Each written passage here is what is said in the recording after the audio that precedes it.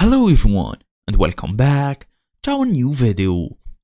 So basically you are using Shopify for a while now and you just want to go ahead and customize your Shopify theme in 2026.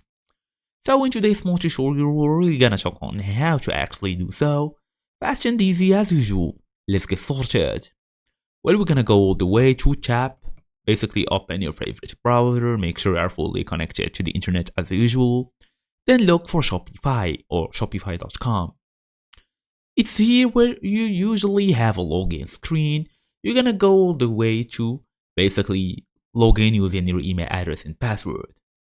So it's only natural that you go and select your store. If you have more than one, you can tap on all stores and select the one you want to change.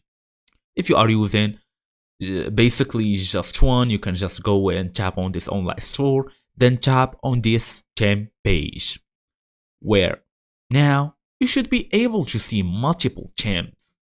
You can basically add them on tapping this add button. But you asked me on how to customize them. Basically, go and tap on edit theme. Now you should be able to see many options, starting with this home, this menu here, this header. You can change the logo if you want, change it by whatever you actually want, ask for change. You can tap on this home or this menu, change the main menu, the color scheme, the submenu features, and even more. So all you're gonna do is tap on the thing that you wanna change and come here in this left corner to change whatever you want. As for the products, it's the same thing. Let's say you have this many t-shirts and blah blah blah. Basically, it's your product.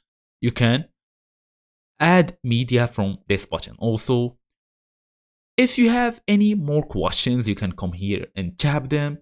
This AI basically will help you. You can also view all, starting with discovering products to sell, designing your store, set up a payment provider, review your shipping rates, and even more options if you need them.